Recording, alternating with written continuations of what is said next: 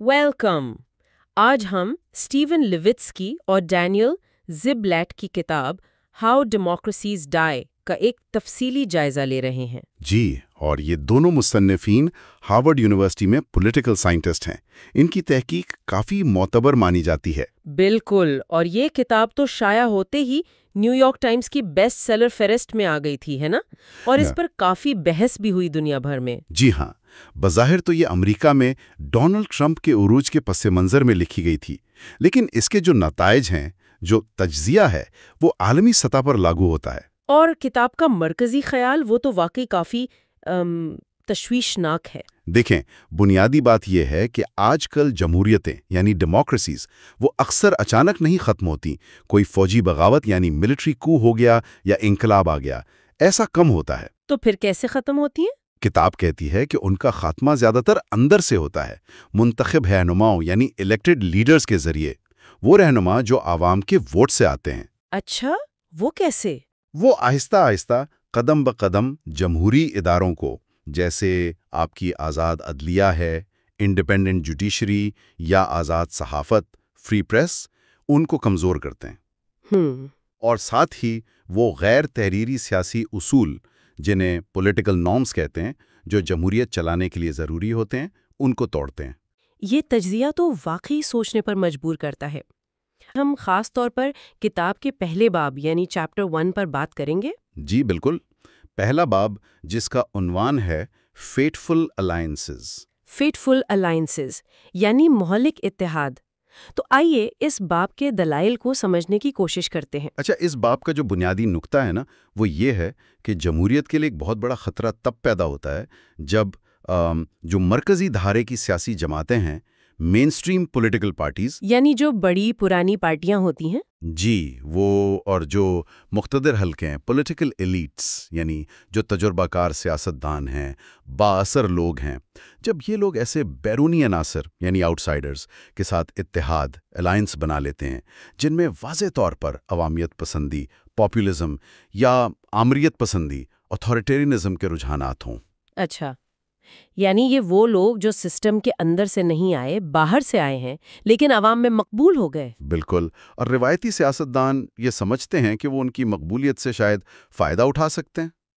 तो ये इत्तेहाद फिर एक किस्म की महलिक गलत फहमी पर मबनी होता है। बिल्कुल दुरुस्त कहा आपने। ये अशराफिया, ये तजर्बाकार सियासतदान, वो अक्सर ये समझते हैं, बल्कि बड़ी खुद-एतमादी से समझते हैं, कि वो उन आउटसाइडर्स को काबू में रख लेंगे, कंट्रोल कर लेंगे। जी, उन्हें अपनी मर्जी के मुताबिक इस्तेमाल करेंगे, और जब मकसद पूरा हो गया तो बस उन्हें साइड पर कर देंगे। लेकिन किताब कहती है कि ऐसा होता नहीं है। किताब वाज़े करती है कि ये अंदाज़ा तकरीबन हमेशा गलत साबित होता है। हकीकत में ये इत्तेहाद अन आउटसाइडर्स को इक़्तिदार तक पहुंचने का रास्ता देते हैं, उनकी गिरफ्त मजबूत करने का जरिया बनते हैं। मुसन्निफीन ने इसे समझाने के लिए वो एसोप की एक पुरानी कहानी का हवाला दिया है, घोड़ा और शिकारी, हॉर्स एंड हंटर वाली। अच्छा, वो क्या कहानी है? वो कहानी ये है कि एक घोड़ा था, वो एक हिरन से बदला लेना चाहता था, तो उसने एक शिकारी से मदद मांगी। ठीक। शिकारी मान तो गया, मगर उसने शर्त रखी कि भाई घोड़े को लगाम और जैन यानी बिट एंड सैडल पहननी पड़ेगी। घोड़ा मान गया, शिकारी उस पर सवार हुआ, हिरन को मार लिया, लेकिन फिर वो घोड़े से उतरा नहीं। नहीं उतरा? नहीं, बल्कि उसे हमेशा के लिए अपना गुलाम बना लिया। ओहो, ये तो बहुत ताकतवर तमसील है। तो सवाल ये है कि ये जो तजुर्बाकार, समझदार समझे जाने वाले सियासतदान हैं, ये अशराफिया, ये आखिर ये फेटफुल अलायंसेस बनाते ही क्यों हैं? मतलब इतनी संगीन गलती क्यों कर बैठते हैं? एक किताब इसकी कई वजूहात बताती है। एक तो बड़ा अहम अंसर होता है बहरान का माहौल, क्राइसिस। बहरान? कैसा बहरान? वो माशी बहरान हो सकता है, इकोनॉमिक क्राइसिस, जैसे 1930 की दहाई की ग्रेट डिप्रेशन थी, या फिर शदीद समाजी बेचैनी, सोशल अनरेस्ट फैली हुई हो, या फिर जो मरकजी धारे की जमातें हैं वो अवाम में अपना एतमाद खो रही हों, उनका जवाल हो रहा हो। तो ऐसे में उन पर दबाव होता है कि कुछ करें? बिल्कुल, उन रवायती सियासतदानों पर दबाव बढ़ता है कि भाई कुछ नया करो, कोई गैर मामूली कदम उठाओ। और इसी दबाव में आकर वो गलत अंदाजा लगा लेते हैं, مس کیلکولیشن کر جاتے ہیں؟ جی، وہ شاید سوچتے ہیں کہ اچھا یہ آؤٹ سائڈر مقبول ہے، اس کو ساتھ ملا لو تو ہم اپنے سیاسی حریفوں کو ہرا دیں گے یا اپنی کھوئی ہوئی مقبولیت واپس لے آئیں گے۔ یعنی اس آؤٹ سائڈر کی عوامی کشش کو اپنے فائدے کے لیے استعمال کرنے کی کوشش۔ ہاں، اور یہ یقین رکھتے ہوئے کہ ہم اسے قابو میں رکھ سکیں گے، یہ بہت اہم ہے۔ ساتھ ہی وہ اکثر اس آؤٹ سائڈر کے جو اصل عزائم ہوتے ہیں نا، اور جمہوری نظام کے لیے وہ کتنا بڑا خطرہ ہے، اس کو بری طرح کم سمجھنے کی غلطی کرتے ہیں، انڈر ایسٹیمیٹ کر جاتے ہیں۔ اور کبھی کبھی شاید صرف موقع پرستی بھی ہوتی ہوگی، اپرچونزم۔ یقیناً، فوری سیاسی فائدہ نظر آ رہا ہے یا یہ ڈر ہے کہ ہمارا حریف آگے نہ نکل جائے، تو یہ چیزیں انہیں اس خطرناک کھیل میں دھکیل دیتی ہیں۔ کتاب نے اس رجحان کو واضح کرنے کے لیے تاریخ سے کچھ ٹھوس مثالیں بھی دی ہیں، ہے نا؟ اٹلی میں بینیٹو مسولینی کا اقتدار میں آنا شاید پہلی مثال ہے۔ جی بالکل، پہلی جنگ عظیم کے بعد اٹلی شدید سماجی اور سیاسی بحران میں تھا۔ پرانا لبرل نظام جو تھا وہ بالکل ٹوٹ پھوٹ کا شکار تھا۔ ٹھیک ہے۔ اس ماحول میں ایک بہت تجربہ کار لبرل سیاستدان تھے جیوانی جولیٹی۔ انہوں نے 1921 کے انتخابات میں ایک بڑا غیر معمولی فیصلہ کیا۔ کیا فیصلہ تھا وہ؟ انہوں نے مسولینی کی جو ابھرتی ہوئی فاشسٹ تحریک تھی، فاشسٹ موومنٹ، اسے اپنی انتخابی فہرست، جسے بورژوا بلاک کہا گیا، اس میں شامل کر لیا۔ نتیجہ کیا نکلا اس اتحاد کا؟ جیولیٹی کامیاب ہوئے۔ جیولیٹی کے لیے تو یہ حکمت عملی انتخابی طور پر ناکام رہی، لیکن اس اتحاد نے مسولینی اور اس کی تحریک کو ایک ایسی کروشل لیجٹیمیسی دے دی، یعنی ایک طرح کی جائز سیاسی حیثیت۔ بالکل، عوام اور دوسری سیاسی قوتوں کی نظر میں ایک جائز سیاسی کردار کے طور پر قبولیت مل گئی، جو شاید اسے ورنہ نہ ملتی۔ پھر جب بعد میں حالات ایسے بنے کہ مسولینی کو وزیر اعظم مقرر کیا گیا، تو جولیٹی اور اینٹونیو سالانڈرا جیسے جو پرانے نظام کے بڑے رہنما تھے، انہوں نے شروع میں اطمینان ظاہر کیا، سوچا کہ چلو شاید اس سے ملک میں امن قائم ہو جائے گا۔ لیکن ہوا اس کے برعکس۔ بالکل، کتاب کہتی ہے کہ بہت جلد ہی پورا اٹلی مسولینی کے بٹ اینڈ سپر یعنی لگام اور مہمیز کے نیچے آ گیا۔ وہ گھوڑا قابو میں آ چکا تھا۔ یہ واقعی ایک خوفناک مثال ہے کہ کیسے ایک غلط سیاسی چال پوری قوم پر بھاری پڑ گئی۔ اچھا، جرمنی میں ایڈولف ہٹلر کا اقتدار میں آنا، کیا وہ بھی اسی طرح کے فیٹفل الائنس کا نتیجہ تھا؟ یقیناً، وائمار ریپبلک کا دور تھا، شدید معاشی بحران، گریٹ ڈپریشن، بے روزگاری عروج پر، سیاسی تعطل، پولیٹیکل گرڈ لاک، اور نازی پارٹی اور کمیونسٹ پارٹی دونوں کی مقبولیت بڑھ رہی تھی۔ جی ہاں، تیزی سے بڑھ رہی تھی، جس سے جو روایتی قدامت پسند حلقے تھے، کنزرویٹیوز، وہ بہت خوفزدہ تھے۔ صدر تھے پال فون ہنڈنبرگ، خود بھی قدامت پسند تھے۔ پارلیمنٹ میں کسی کی اکثریت نہیں تھی، تو وہ اپنے ہنگامی اختیارات، ایمرجنسی پاورز استعمال کر کے باری باری چانسلر مقرر کر رہے تھے، بروننگ، وان پیپن، وان شلایا، لیکن کوئی بھی حکومت استحکام نہیں لا پا رہی تھی۔ اور پھر جنوری 1933 میں قدامت پسند اشرافیہ نے وہ فیصلہ کر لیا جسے تاریخ کی شاید بدترین سیاسی غلطیوں میں شمار کیا جاتا ہے۔ انہوں نے ہٹلر، جو ایک انتہا پسند آؤٹ سائڈر تھا، اسے چانسلر بنانے پر رضامندی ظاہر کر دی، اور وہی یقین کہ ہم اسے قابو میں رکھ لیں گے۔ فرانز وان پیپن کا وہ مشہور جملہ بھی ہے نا؟ جی ہاں، جو ان کی غلط فہمی کی پوری عکاسی کرتا ہے۔ We've engaged him for ourselves. Within 2 months, we will have pushed him so far into a corner that he'll squeal. ہم نے اسے اپنے لیے حاصل کر لیا ہے، 2 مہینوں میں ہم اسے اتنا کونے میں لگا دیں گے کہ وہ چیخ اٹھے گا۔ اور یہ اندازہ کتنا تباہ کن طور پر غلط ثابت ہوا۔ ہٹلر نے تو چند ہی مہینوں میں پوری جمہوری مشینری پر قبضہ کر لیا اور جرمنی ایک مکمل آمرانہ ریاست بن گیا۔ یہ فیٹفل الائنس کی ایک اور المناک مثال ہے۔ یہ مثالیں تو 20ویں صدی کے یورپ کی ہیں۔ کیا کتاب کچھ حالیہ دور یا دوسرے خطوں سے بھی ایسی مثالیں دیتی ہے جہاں روایتی سیاستدانوں نے انجانے میں آمروں کے لیے راستہ بنایا ہو؟ ہاں بالکل، وینزویلا میں ہوگو چاویز کے عروج کی کہانی بھی بہت کچھ اسی طرز پر ہے۔ وینزویلا، جو 1958 سے قائم جنوبی امریکہ کی قدیم ترین جمہوریتوں میں سے ایک سمجھا جاتا تھا ماضی میں، جی، لیکن 1980 کی دہائی میں تیل کی قیمتیں گریں، معیشت بحران کا شکار ہوئی، غربت بڑھی اور عوام میں روایتی سیاسی جماعتوں کے خلاف شدید مایوسی پھیل گئی۔ 1989 میں تو دار حکومت کراکس میں شدید فسادات ہوئے، کراکازو جنہیں کہتے ہیں۔ اور پھر 1992 میں شاویز نے وہ ناکام فوجی بغاوت کی کوشش کی تھی، کو اٹیمپٹ۔ بالکل، ہوگو چاویز ایک فوجی آفیسر تھے، انہوں نے ناکام بغاوت کی قیادت کی۔ اس ناکام بغاوت کے بعد جو روایتی سیاسی نظام تھا اس کا رد عمل کیا رہا؟ کیا انہوں نے شاویز کو جمہوریت کے لیے خطرہ قرار دیا؟ یہیں پر ایک بہت اہم اور غیر متوقع کردار سامنے آتا ہے رافائل کارڈیرا کا۔ کالڈیرا؟ یہ تو وینزویلا کی جمہوریت کے بانیوں میں سے تھے، ہے نا؟ کوپے پارٹی کے بانی، سابق صدر بھی رہے۔ جی ہاں، بالکل۔ اب کتاب کے مطابق جب بغاوت ناکام ہوئی تو توقع تو یہی تھی کہ کالڈیرا جیسے سینئر سیاستدان شاویز کو ایکسٹریمسٹ تھریٹ، انتہا پسند خطرہ قرار دیں گے۔ بالکل۔ لیکن انہوں نے اس کے بالکل برعکس کیا۔ انہوں نے پارلیمنٹ میں تقریر کی اور شاویز اور اس کے ساتھی باغیوں کے مقاصد سے ایک طرح کی ہمدردی کا اظہار کر دیا اور ملک کے جو ابتر حالات تھے انہیں بغاوت کی وجہ قرار دیا۔ کیا واقعی؟ یہ تو بڑی حیران کن بات ہے۔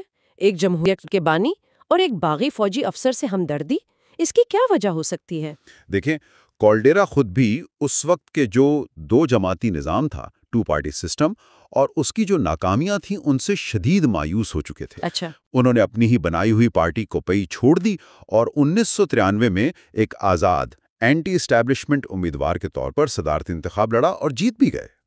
وہ خود بھی اینٹی اسٹیبلشمنٹ ہو گئے ایک طرح سے۔ جی، اور ان کی یہ مہم اور کامیابی وینزویلا کے پرانے سیاسی نظام کو توڑنے میں بہت اہم ثابت ہوئی۔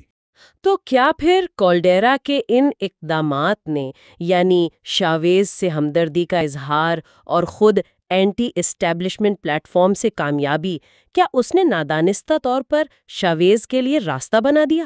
کتاب کا استدلال بالکل یہی ہے کہ کالڈیرا کی طرف سے جو ہمدردی ملی اس نے شاویز کو سیاسی طور پر ایک نئی لیجیٹیمیسی، ایک جائز حیثیت بخش دی۔ اور کالڈیرا کی اپنی کامیابی نے یہ دکھا دیا کہ بھئی روایتی جماعتوں کو ہرانا ممکن ہے۔ اس نے دوسرے آؤٹ سائیڈرز کے لیے بھی دروازے کھولے۔ اور پھر نتیجہ یہ نکلا کہ 5 سال بعد 1998 میں ہیوگو چاویز عوام کے ووٹوں سے صدر منتخب ہو گئے۔ اور کتاب کہتی ہے کہ منتخب ہونے کے بعد شاویز نے آہستہ آہستہ جمہوری اداروں کو کمزور کیا اور وینزویلا کو آمریت کی طرف لے گئے۔ یہ اسی فیٹفل الائنس، یا کم از کم اس لیجیٹمائزیشن کا نتیجہ تھا جو کالڈیرا جیسے انسائیڈر نے ممکن بنایا تھا۔ یہ تمام مثالیں، مسولینی، ہٹلر، چاویز، یہ تو واضح کرتی ہیں کہ کس طرح سیاسی اشرافیہ کی غلط فہمیاں، ان کے قلیل مدتی مفادات جمہوریت کے لیے کتنے موہک ثابت ہو سکتے ہیں۔ اچھا، کتاب اس مسئلے کا ایک اور پہلو بھی اجاگر کرتی ہے، سیاسی جماعتوں کا کردار بطور گیٹ کیپرز، جمہوریت کے محافظ۔ جی، یہ ایک انتہائی اہم نقطہ ہے۔ کتاب کہتی ہے کہ جمہوری نظام میں سیاسی جماعتوں کا ایک بنیادی کام ہے، حالانکہ اکثر اسے نظر انداز کر دیا جاتا ہے، اور وہ کام یہ ہے کہ وہ ممکنہ آمروں کو، پوٹینشل اتھارٹیرینز کو اقتدار کے اہم مراکز تک پہنچنے سے روکیں۔ یعنی عوامی مقبولیت اپنی جگہ، لیکن جماعتوں کا یہ فلٹرنگ کا کردار، یہ گیٹ کیپنگ فنکشن زیادہ اہم ہے۔ جمہوریت کی صحت کے لیے ناگزیر ہے۔ وہ سمجھیں کہ جمہوریت کے دروازے پر کھڑے محافظ ہیں، گیٹ کیپرز۔ یہ گیٹ کیپنگ عملی طور پر ہوتا کیسے ہے؟ مطلب کیا جماعتیں شعوری طور پر یہ کردار ادا کرتی ہیں؟ کتاب میں نینسی برمیو کے ڈسٹینسنگ کے تصور کا بھی حوالہ ہے۔ مثالنگ یعنی فاصلہ قائم رکھنا، یہی اس گیٹ کیپنگ کی عملی شکل ہے۔ اس کے کئی طریقے ہیں۔ مثلاً پہلا، جماعتیں ایسے سیاستدانوں کو اپنی پارٹی کا ٹکٹ دینے سے انکار کر سکتی ہیں جن کے بارے میں شک ہو کہ وہ جمہوری اصولوں کے پابند نہیں ہیں، چاہے وہ کتنی مقبول کیوں نہ ہو۔ ٹھیک ہے۔ دوسرا، وہ ایسے انتہا پسند رہنماؤں یا جماعتوں کی عوامی سطح پر حمایت کرنے سے انکار کر سکتے ہیں، ان کے ساتھ سیاسی اتحاد، کولیشن یا الائنس بنانے سے انکار کر سکتی ہیں۔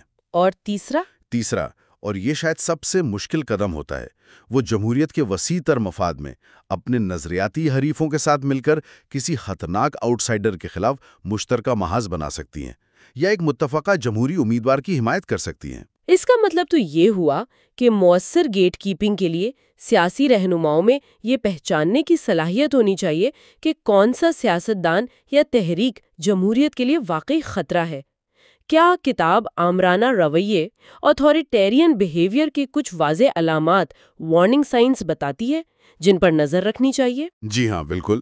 کتاب سیاسی مفکر خوان لنز اور خود مصنفین کی تحقیق کی بنیاد پر 4 کلیدی رویوں کی نشاندہی کرتی ہے۔ یہ وہ خطرے کی گھنٹیاں ہیں جنہیں گیٹ کیپرز کو سننا چاہیے۔ وہ 4 نکات کیا ہیں؟ یہ سمجھنا تو بہت ضروری لگتا ہے۔ پہلا ہے جمہوری اصولوں کو، democratic rules of the game کو زبانی یا عملی طور پر مسترد کرنا یا ان پر کمزور عزم ظاہر کرنا۔ اس کی مثال کیا ہو سکتی ہے؟ مثال کے طور پر آئین کانسٹیٹیوشن کو مسترد کرنے یا بدلنے کی بات کرنا، انتخابات کے نتائج کو تسلیم کرنے سے انکار کرنا، انتخابات ملتوی کرنے یا منسوخ کرنے کا مطالبہ کرنا، یا دوسری سیاسی جماعتوں یا تنظیموں پر پابندی لگانے جیسے غیر جمہوری اقدام اینٹی ڈیموکریٹک میجرز تجویز کرنا۔ ٹھیک ہے، یہ پہلی علامت ہوئی۔ دوسری کیا ہے؟ دوسری علامت ہے اپنے سیاسی مخالفین کی لیجیٹمیسی، یعنی ان کی جائز حیثیت سے انکار کرنا۔ مطلب یہ کہ انہیں صرف سیاسی حریف نہیں سمجھنا، بلکہ انہیں ملک دشمن، غدار، نظام کے لیے خطرہ یا کسی نہ کسی طرح سے ناجائز قرار دینا، ان پر یہ الزام لگانا کہ وہ جمہوری عمل کا حصہ بننے کے اہل ہی نہیں ہیں۔ اچھا، اور تیسرا رویہ؟ تیسرا ہے تشدد، وائلنس کو برداشت کرنا یا اس کی حوصلہ افزائی کرنا۔ یہ کیسے ظاہر ہوتا ہے؟ اس میں یہ شامل ہو سکتا ہے کہ اپنے حامیوں کی طرف سے کیے جانے والے تشدد کو نظر انداز کیا جائے یا اس کی تعریف کی جائے، یا سیاسی مخالفین کے خلاف ریاستی طاقت کا ناجائز استعمال کیا جائے، یا پیراملٹری گروہوں کے استعمال کی حمایت کی جائے۔ ٹھیک ہے، اور چوتھا اور آخری نقطہ؟ چوتھا ہے مخالفین، ناقدین یا میڈیا کی شہری آزادیوں، سول لبرٹیز، خاص طور پر آزادی اظہار اور آزادی صحافت کو محدود کرنے پر آمادگی ظاہر کرنا یا اس کی کوشش کرنا۔ جیسے میڈیا پر دباؤ ڈالنا، صحافیوں کو دھمکانا، یا مخالفین کے خلاف جھوٹے مقدمات بنانا یا ان کے پرامن احتجاج کے حق کو دبانا۔ کتاب کا کہنا ہے کہ جو عوامیت پسند آؤٹ سائیڈرز ہوتے ہیں وہ اکثر ان چاروں معیارات میں سے کسی ایک یا زیادہ پر پورے اترتے ہیں۔ یہ 4 نکات تو ایک طرح کا لٹمس ٹیسٹ ہو گئے پہچاننے کے لیے۔ اچھا، اب تک ہم نے زیادہ تر ناکام گیٹ کیپنگ اور فیٹفل الائنسز کی مثالیں دیکھیں۔ کیا کتاب کامیاب گیٹ کیپنگ کی بھی کچھ مثالیں پیش کرتی ہے جہاں روایتی سیاسی قوتوں نے مل کر ممکنہ آمرانہ خطرات کو روکا ہو؟ ہاں، ناکامیوں کے ساتھ ساتھ کامیابی کی مثالیں بھی بہت اہم ہیں۔ باب 1 میں خاص طور پر 1930 کے دہائی میں بیلجیم اور فن لینڈ کی مثالیں دی گئی ہیں جہاں گیٹ کیپنگ کامیاب رہا۔ اچھا، بیلجیم میں اس وقت کیا صورتحال تھی اور وہاں گیٹ کیپنگ کیسے ہوا؟ دیکھیں، 1930 کی دہائی میں جب پورے یورپ میں فاشزم اور انتہا پسندی کا عروج تھا تو بیلجیم میں بھی 1936 کے انتخابات میں 2 انتہائی دائیں بازو کی جماعتیں تھیں۔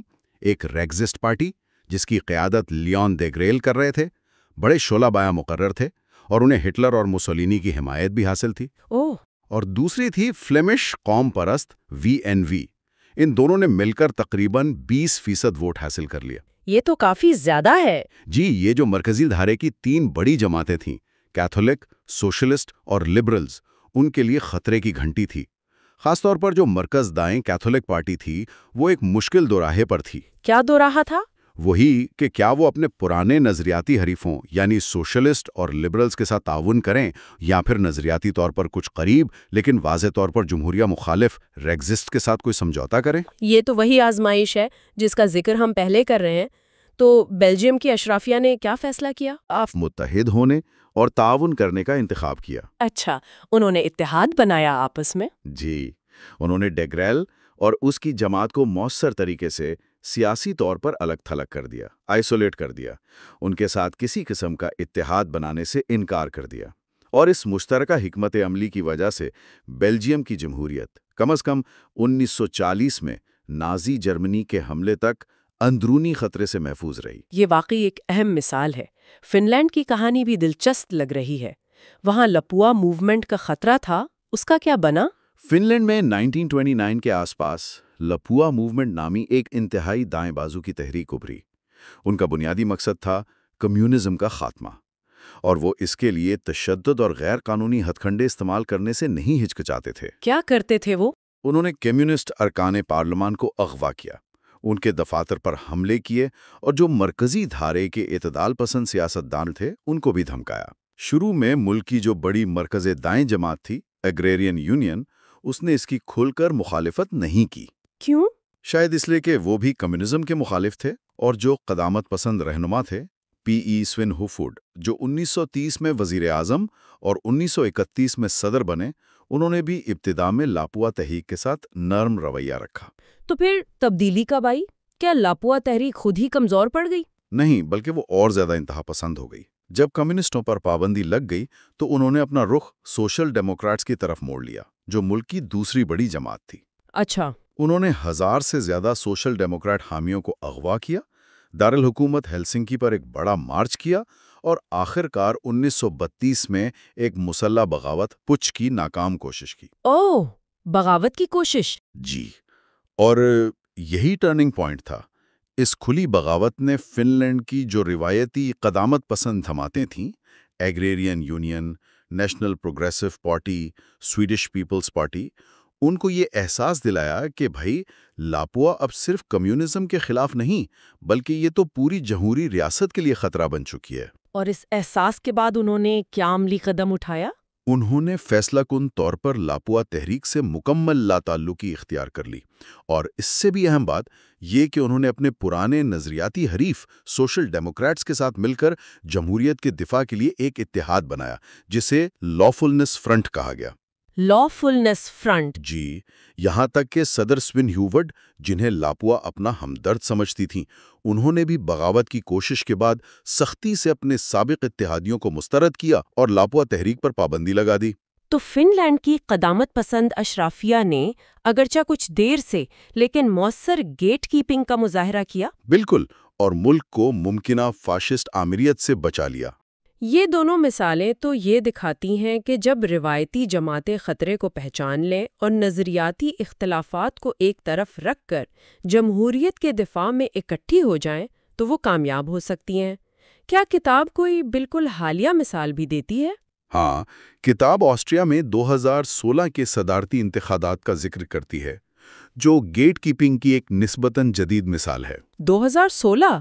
ہاں، مجھے یاد ہے۔ وہاں کیا ہوا تھا؟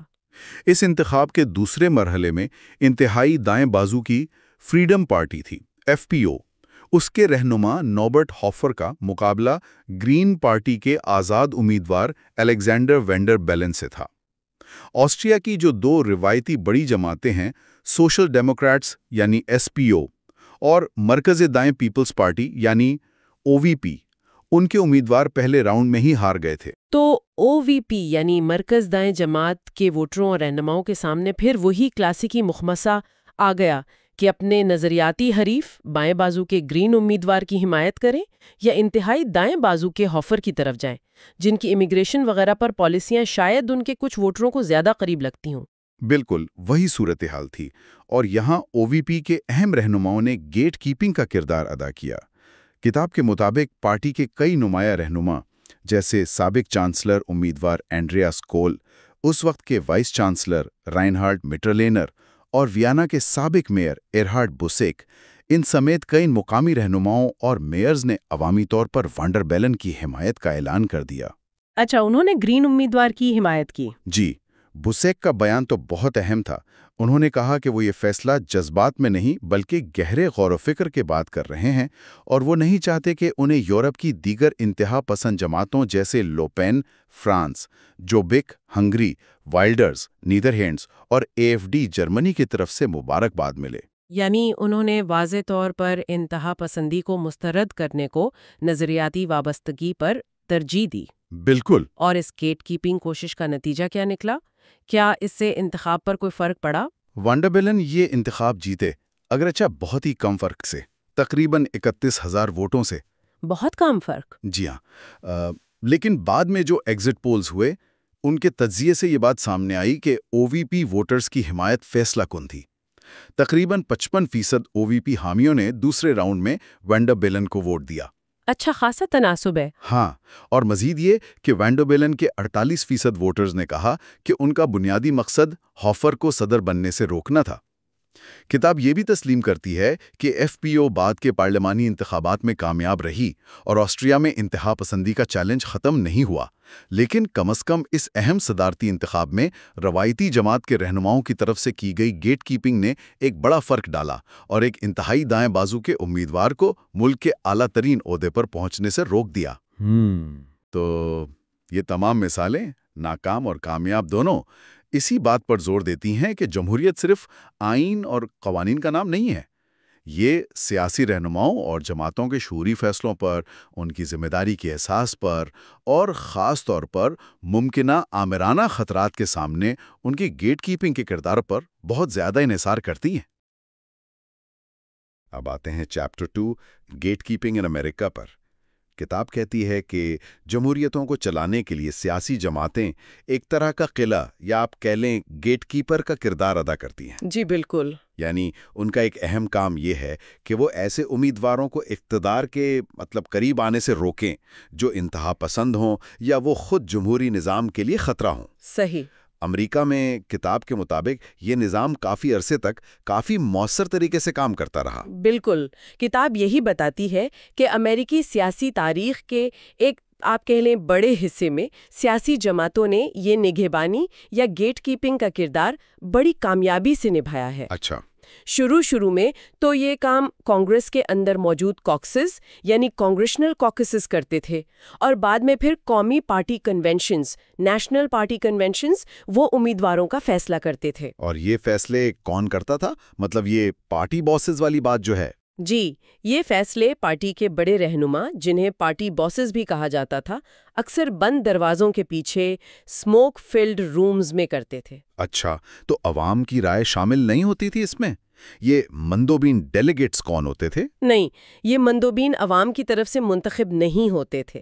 انہیں تو ریاستی اور مقامی پارٹی کمیٹیاں چنتی تھیں، اور عموماً وہ پارٹی رہنماؤں کی ہدایات پر ہی آپ سمجھیں عمل کرتے تھے۔ اچھا۔ تو اس پورے نظام کا نتیجہ یہ تھا کہ پارٹی کے اندرونی لوگ یعنی انسائیڈرز وہی فیصلہ کن ہوتے تھے۔ ان کی حمایت کے بغیر کسی بھی امیدوار کے لیے آگے بڑھنا وہ تقریباً ناممکن تھا۔ تو یہ تو ایک طرح سے ان لوگوں کو روک دیتا تھا جنہیں پارٹی کی قیادت پسند نہیں کرتی تھی۔ بالکل، یا قابل اعتبار نہیں سمجھتی تھیں۔ تو یہ ایک دلچسپ تضاد ہے۔ ایک طرف تو یہ نظام زیادہ جمہوری ڈیموکریٹک نہیں لگتا کیونکہ فیصلے تو چند لوگ بند کمروں میں کر رہے ہیں۔ جی، لیکن دوسری طرف کتاب کہہ رہی ہے کہ یہی غیر جمہوری نظام انتہا پسندوں کو روکنے میں مؤثر تھا۔ جی ہاں، کتاب اسی ٹریڈ آف کی بات کرتی ہے۔ یہ نظام نمائندگی ریپریزنٹیٹیو ہونے کے لحاظ سے کمزور تھا، خاص طور پر غریبوں، خواتین یا نسلی اقلیتوں کو اس میں اب دیکھیں کم ہی نمائندگی ملتی تھی۔ صحیح۔ لیکن یہ ایک بہت مؤثر فلٹر ضرور تھا۔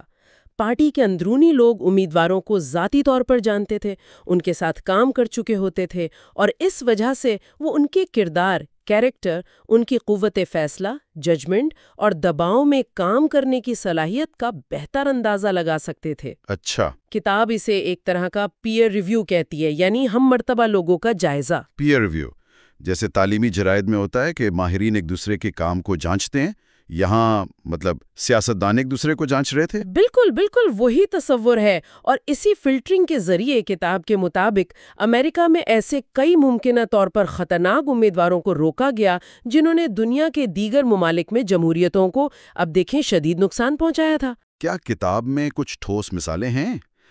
کن لوگوں کو اس نظام نے روکا، یہ سمجھنے کے لیے کہ یہ فلٹر عملی طور پر کیسے کام کرتا تھا؟ ہاں، کتاب کئی دلچسپ مثالیں دیتی ہے۔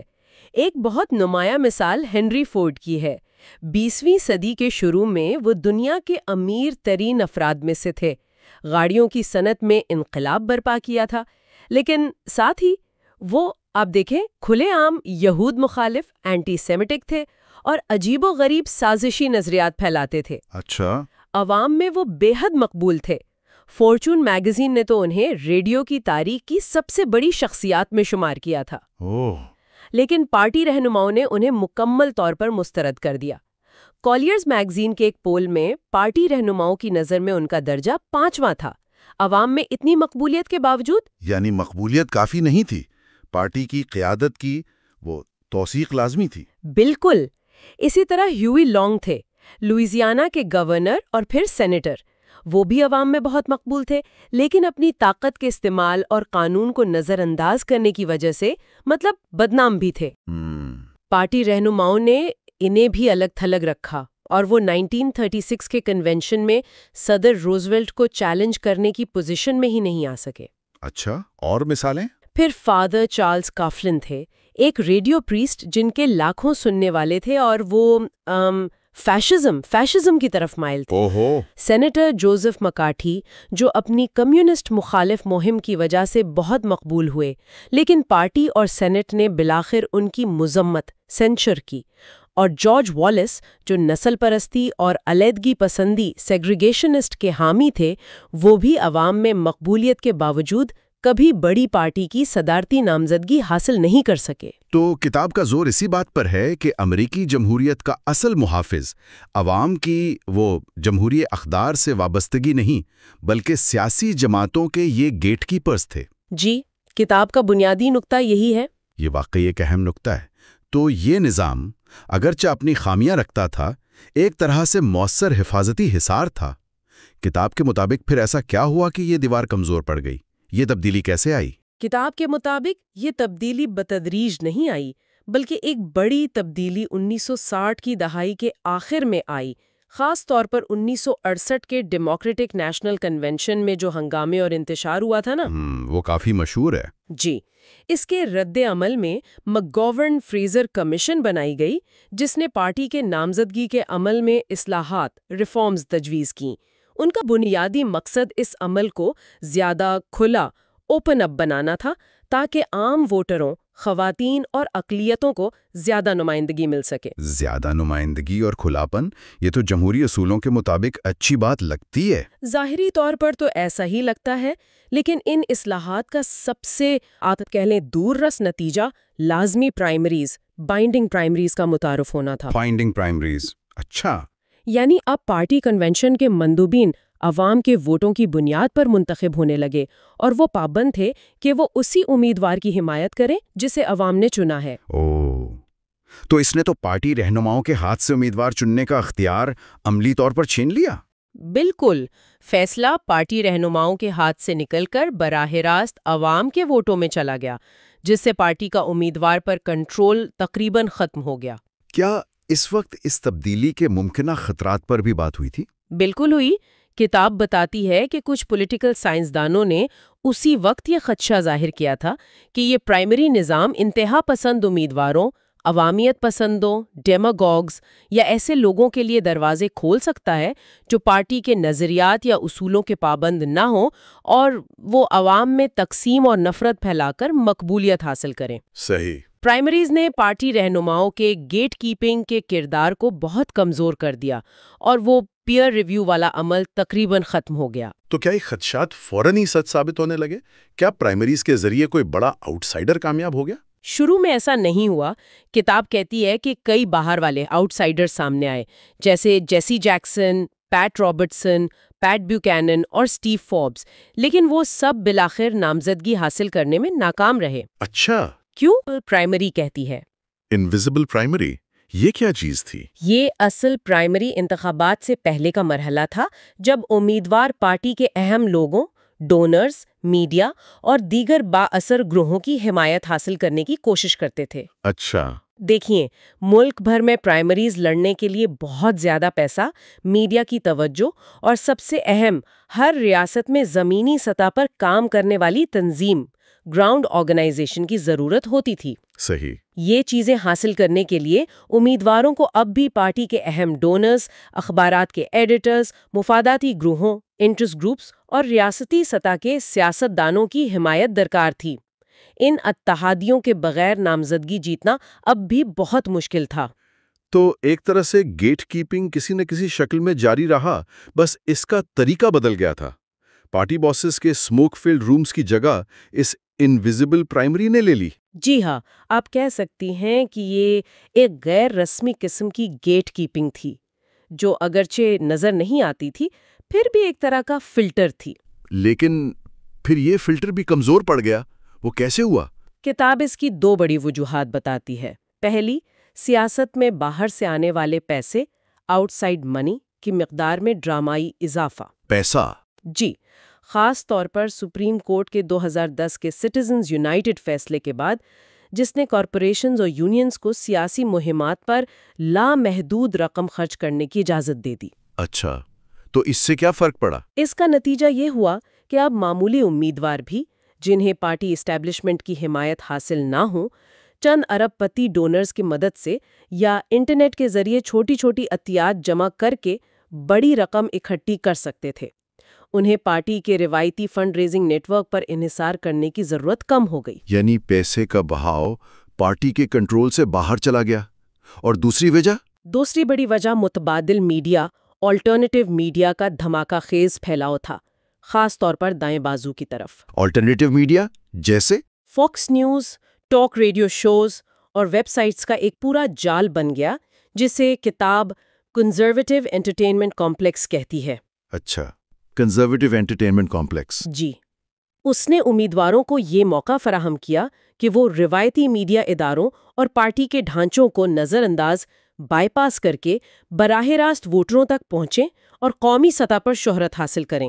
تو یہ دونوں چیزیں مل گئیں، باہر کا پیسہ اور متبادل میڈیا، اور انہوں نے انویزیبل پرائمری کو کمزور کر دیا۔ بالکل، ان دونوں عوامل نے مل کر نامزدگی کے عمل کو پہلے سے کہیں زیادہ کھلا اور پارٹی کنٹرول سے آزاد بنا دیا۔ انویزیبل پرائمری کا اثر بہت کم ہو گیا۔ تو یہ نیا زیادہ کھلا نظام کس قسم کے امیدواروں کے لیے زیادہ سازگار ثابت ہوا؟ کتاب کہتی ہے کہ یہ نظام خاص طور پر ان باہر والوں، آؤٹ سائڈرز کے لیے بہت سازگار تھا، جن کے پاس یا تو بے پناہ ذاتی دولت تھی، یعنی منی، یا پھر وہ پہلے سے مشہور تھے، فیم، یعنی سیلیبریٹیز۔ اچھا، دولت یا شہرت؟ جی، وہ اپنی دولت یا شہرت استعمال کر کے انویزیبل پرائمری کے مرحلے کو بڑی حد تک نظر انداز کر سکتے تھے۔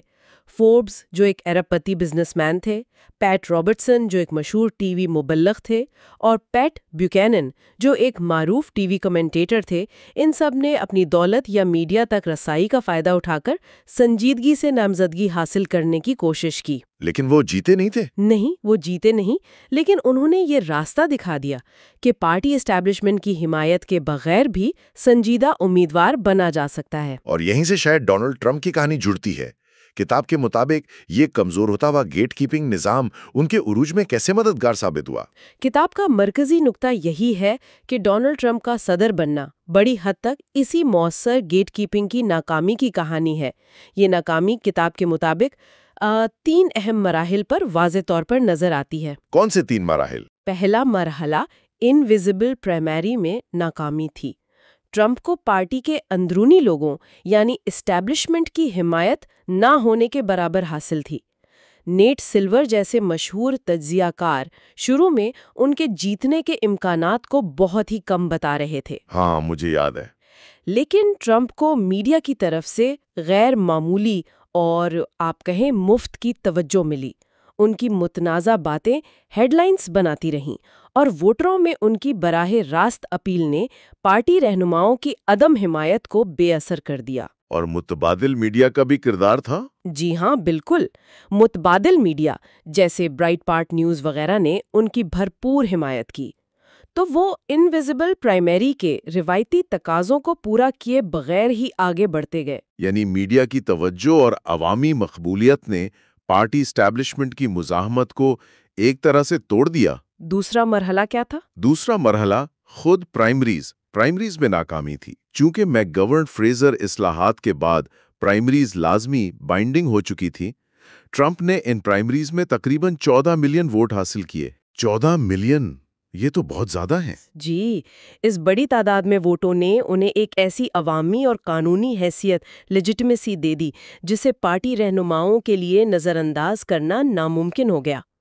2016 کے ریپبلکن نیشنل کنونشن RNC میں کچھ کوششیں ہوئیں کہ مندوبین کو ٹرمپ کی حمایت سے روکا جائے، وہ ڈیلیگیٹس ان باؤنڈ تحریک وغیرہ۔ ہاں، کچھ ہلچل ہوئی تھی۔ جی، لیکن وہ سب ناکام ہو گئیں۔ جیسا کہ RNC کی ایک رکن سنڈی کوسٹا نے کہا، he wanted fair and square. اس وقت تک پارٹی رہنماؤں کے پاس اپنی ہی پارٹی کی صدارتی نامزدگی کی چابیاں نہیں رہی تھیں۔ یہ تو پارٹی کی اندرونی کہانی ہو گئی۔ تیسرا مرحلہ کیا تھا؟ تیسرا مرحلہ عام انتخابات جنرل الیکشن میں ناکامی کا تھا۔ کتاب اسے کلیکٹیو ایبڈیکیشن یعنی اجتماعی دستبرداری کہتی ہے۔ کلیکٹیو ایبڈیکیشن مطلب یہ کہ بہت سے لوگوں نے جو مخالفت کر سکتے تھے نہیں کی۔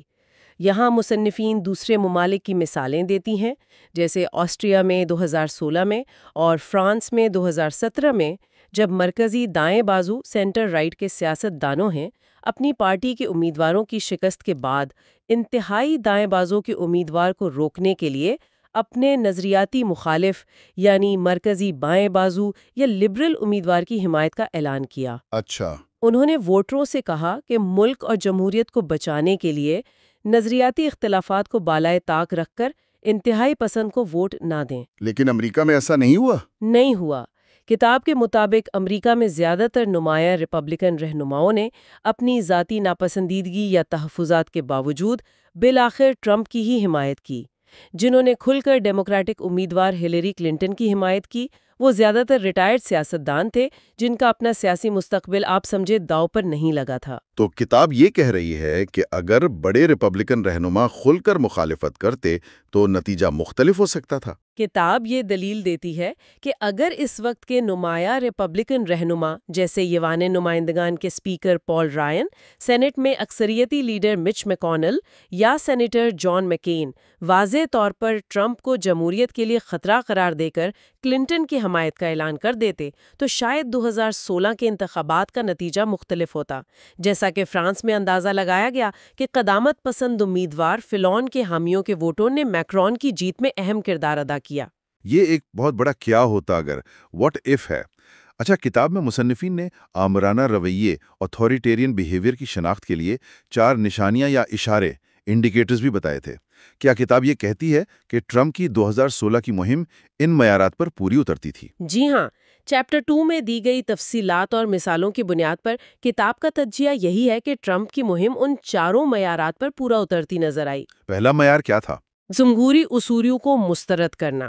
کتاب حوالہ دیتی ہے کہ انہوں نے بار بار انتخابات کے نتائج کو پہلے سے ہی چیلنج کرنے اور انہیں رگڈ یعنی دھاندلی زدہ کہنے کی دھمکی دی، جو جمہوری عمل پر بنیادی عدم اعتماد کا اظہار تھا۔ صحیح۔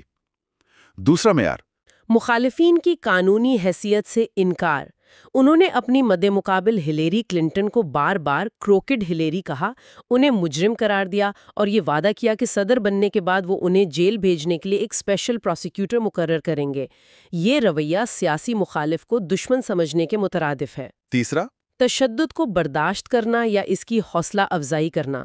کتاب ان کی ریلیوں میں دیے گئے کئی بیانات کا حوالہ دیتی ہے جہاں انہوں نے مظاہرین کے خلاف تشدد کی نہ صرف حوصلہ افزائی کی بلکہ اسے سراہا۔ جیسے یہ کہنا کہ کاش پرانے دن ہوتے، انہیں ایسٹریچر پر باہر لے جایا جاتا، یا ایک مظاہرہ کرنے والے کے بارے میں کہنا کہ میں اس کے منہ پر مکہ مارنا چاہوں گا۔ انہوں نے یہ بھی کہا کہ اگر ان کے حامیوں نے مظاہرین کو نقصان پہنچایا تو وہ ان کے قانونی اخراجات ادا کریں گے۔ ایک موقع پر انہوں نے سیکنڈ امینڈمنٹ یعنی اسلحہ رکھنے کے حق کے حامیوں کے حوالے سے کلنٹن کے خلاف ممکنہ تشدد کا مبہم اشارہ بھی دیا۔ اور چوتھا معیار؟ مخالفین اور میڈیا کی شہری آزادیوں سول لبرٹیز کو محدود کرنے پر آمادگی، readiness to curtail civil liberties of opponents including media. انہوں نے بار بار میڈیا کو عوام کا دشمن، اینیمی آف دا پیپل قرار دیا، لائبل لاز یعنی ہتک عزت کے قوانین کو کھولنے کی دھمکی دی تاکہ میڈیا اداروں پر مقدمہ کرنا آسان ہو جائے، اور ان میڈیا اداروں کو سزا دینے کی دھمکیاں دیں جو ان پر تنقید کرتے تھے۔ تو ان سب باتوں کو ملا کر دیکھا جائے تو کتاب کا بنیادی پیغام کیا بنتا ہے اس چیپٹر میں؟ کتاب کا بنیادی نقطہ یہ ہے کہ امریکہ میں سیاسی جماعتوں کی جو روایتی نگہبانی گیٹ کیپنگ کی صلاحیت تھی وہ بتدریج کمزور ہوتی گئی۔ خاص طور پر پرائمری نظام کے لازمی ہونے، باہر کے پیسے کی ریل پیل اور متبادل میڈیا کے پھیلاؤ نے ان حفاظتی دیواروں کو آپ کہہ لیں گرا دیا۔ اور اس کمزوری کا نتیجہ؟ اس کمزوری نے ایک ایسے شخص کے لیے راستہ کھول دیا جو کتاب کے مصنفین کے نزدیک آمرانہ رویے کے واضح اشارے دے رہا تھا۔ اس تاریخی حفاظتی رکاوٹ سیف گارڈ کی ناکامی نے کتاب کے مطابق امریکی جمہوریت کی بنیادوں کو کمزور کیا اور ایک ایسے امیدوار کو صدر بننے کا موقع فراہم کیا جسے شاید پرانا نظام اپنی تمام خامیوں کے باوجود روک لیتا۔ یعنی جمہوری عمل کو زیادہ کھلا اوپننس دینے کی کوششوں نے غیر ارادی طور پر اسے ایسے خطرات سے دوچار کر دیا جن سے پرانا اگرچہ کم جمہوری نظام اسے بچائے ہوئے تھا۔ یہ واقعی ایک پیچیدہ صورتحال ہے۔ بالکل، اور یہ بحث کہ جمہوریت میں کھلا پن، اوپننس اور استحکام، اسٹیبلٹی کے درمیان توازن کیسے قائم کیا جائے، وہ آج بھی اسی نقطے کے گرد گھومتی ہے۔ اب آتے ہیں چیپٹر 3 دی گریٹ ریپبلکن ایبڈیکیشن کی طرف۔ جی، یہ باب ایک بہت ہی آپ کہہ لیں اہم نقطے سے شروع ہوتا ہے۔ کتاب یہ کہتی ہے کہ آج کل جمہوریتیں جو ہیں وہ اکثر اچانک کسی ملٹری کو سے نہیں ختم ہوتی۔ اچھا؟ جی، بلکہ وہ آہستہ آہستہ قدم بقدم منتخب رہنماؤں کے ہاتھوں ہی کمزور ہوتی ہیں یا دم توڑتی ہیں۔ منتخب رہنماؤں کے ہاتھوں؟ جی، مطلب جنہیں عوام نے چنا ہوتا ہے؟ بالکل وہی۔ یہ وہ رہنما ہوتے ہیں جو اقتدار میں آنے کے لیے تو جمہوری راستے استعمال کرتے ہیں، لیکن پھر اقتدار میں آ کر انہی جمہوری اداروں اور اصولوں کو کمزور کرنا شروع کر دیتے ہیں۔ اوہ، یعنی یہ ایک بدتدریج عمل ہے، اتنا دھیرے دھیرے کہ شاید فوراً پتہ بھی نہ چلے؟ ہاں بالکل، کتاب نے اس کو سمجھانے کے لیے وینزویلا میں ہیوگو چاویز کی مثال دی ہے۔ اچھا، چاویز والی مثال؟ جی جی جی جی، وہ 1998 میں صدر منتخب ہوئے تھے، ایک کرپٹ نظام کے خلاف عوامی غصے کو استعمال کر کے۔ شروع میں تو سب کچھ آپ دیکھیں جمہوری ہی لگ رہا تھا، نئے انتخابات ہوئے، نیا آئین بنا، لیکن پھر اقتدار میں آنے کے بعد، خاص طور پر جب ان کی مقبولیت کم ہونے لگی، تو انہوں نے آہستہ آہستہ جمہوری رکاوٹوں کو ہٹانا شروع کیا، جیسے حزب اختلاف کا ریکال ریفرنڈم تھا، اسے ڈیلے کیا۔ اچھا جی، پھر عدلیہ کو اپنے حامیوں سے بھر دیا، میڈیا پر دباؤ ڈالا اور بالآخر صدارتی مدت کی جو حدیں تھیں وہ بھی ختم کر دیں۔ اور یہ سب کچھ اہم بات یہ ہے کہ قانونی یا نیم قانونی طریقوں سے کیا گیا، یعنی بظاہر قانون کے دائرے میں رہ کر۔ جی ہاں، اور نتیجہ یہ نکلا کہ تقریباً 2 دہائیوں بعد وینزویلا ایک واضح آمریت بن چکا تھا۔ تو کتاب کا پوائنٹ یہ ہے کہ یہ ایک نیا طریقہ ہے جمہوریت کے خاتمے کا جو بیلٹ باکس سے ہی شروع ہوتا ہے۔ یہ تو کافی تشویشناک بات ہے۔ بالکل، اور یہیں پر سیاسی جماعتوں کا کردار، جسے کتاب گیٹ کیپرز کہتی ہے، یعنی دروازے کے محافظ، وہ بہت اہم ہو جاتا ہے۔ گیٹ کیپرز، یہ کیا تصور ہے؟ کتاب کے مطابق کسی بھی جمہوریت کی صحت کا ایک بنیادی پیمانہ یہ ہے کہ وہاں کی جو سیاسی جماعتیں ہیں اور ان کے رہنما، کیا وہ انتہا پسند، جمہوریت دشمن یا ممکنہ اتھارٹیرین رجحانات رکھنے والے ڈیماگوگز کو اقتدار کے مرکزی دھارے میں آنے سے روکنے کی صلاحیت اور ارادہ رکھتے ہیں۔ یعنی پارٹی ایک فلٹر کا کام کرتی ہے۔ بالکل، گیٹ کیپنگ کی کئی سطحیں ہیں۔ بنیادی ذمہ داری تو یہ ہے کہ ایسے لوگوں کو پارٹی کا ٹکٹ ہی نہ دیا جائے، خاص طور پر بڑے عہدوں کے لیے۔ ٹھیک۔ پھر اگر کوئی ایسا شخص کسی طرح نامزدگی حاصل کر بھی لے تو پارٹی قیادت اس کی کھل کر مذمت کرے، اس کو انڈورس کرنے سے انکار کر دے اور اس سے کوئی اتحاد نہ بنائے۔ اور اگر صورتحال زیادہ سنگین ہو؟ جی، اور سب سے بڑھ کر اگر جمہوریت کو واقعی شدید خطرہ ہو تو یہ ذمہ داری بھی بنتی ہے کہ اپنے نظریاتی مخالفین کے ساتھ مل کر ایک جمہوری امیدوار کی حمایت کی جائے تاکہ اس خطرے کو روکا جا سکے۔ یہ ایک طرح سے جمہوریت کا آپ کہہ لیں دفاعی نظام ہے۔ تو کیا امریکہ میں یہ نظام، یہ گیٹ کیپنگ ماضی میں کام کرتا رہا ہے؟ کتاب کیا کہتی ہے اس بارے میں؟ کتاب بتاتی ہے کہ ہاں، تاریخی طور پر امریکی سیاسی جماعتیں، ڈیموکریٹس اور ریپبلکنز دونوں، یہ کردار نبھانے میں کافی حد تک کامیاب رہی ہیں۔ اچھا، مثال کے طور پر؟ انہوں نے کئی ایسی شخصیات کو جنہیں عوامی مقبولیت بھی حاصل تھی لیکن وہ جمہوری اصولوں کے لیے خطرہ سمجھے جاتے تھے، انہیں اقتدار کے اعلیٰ ترین عہدوں تک پہنچنے سے روکا، جیسے ہنری فورڈ تھے جو اپنی اینٹی سیمیٹزم کے لیے مشہور تھے، جی، یا فادر کافلن، وہ ایک پاپولسٹ ریڈیو پریسٹ تھے، فیشزم کی طرف مائل تھے، یا سینیٹر جوزف مکارتھی جنہوں نے مخالفین پر کیسے بے بنیاد الزامات لگائے، اور جارج والیس الاباما کے گورنر جی، ان کا ذکر آتا ہے۔ جی ہاں، والیس 1968 میں ڈیموکریٹک پارٹی کے صدارتی نامزدگی چاہتے تھے۔ ان کا پیغام نسل پرستی، لا اینڈ آرڈر کی سخت گیری اور فیڈرل حکومت کی مخالفت پر مبنی تھا۔ انہیں خاص طور پر سفید فام محنت کش طبقے میں کافی حمایت حاصل تھی۔ لیکن پارٹی نے کیا کیا؟ ڈیموکریٹک پارٹی کی قیادت نے انہیں بالکل مسترد کر دیا۔ وہ جانتے تھے کہ والیس جمہوری نظام کے لیے ایک خطرہ ہیں، تو نتیجہ یہ ہوا کہ والیس کو ایک تیسری پارٹی، امریکن انڈیپینڈنس پارٹی بنا کر الیکشن لڑنا پڑا، جس سے ان کے جیتنے کے امکانات تقریباً ختم ہو گئے۔ تو یہ ایک واضح مثال ہوئی گیٹ کیپنگ کی۔ جی بالکل، جہاں پارٹی نے ممکنہ انتخابی فائدے پر جمہوری اصولوں کو ترجیح دی۔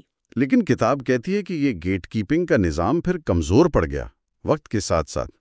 اس کی کیا وجوہات تھی؟ جی، کئی عوامل تھے۔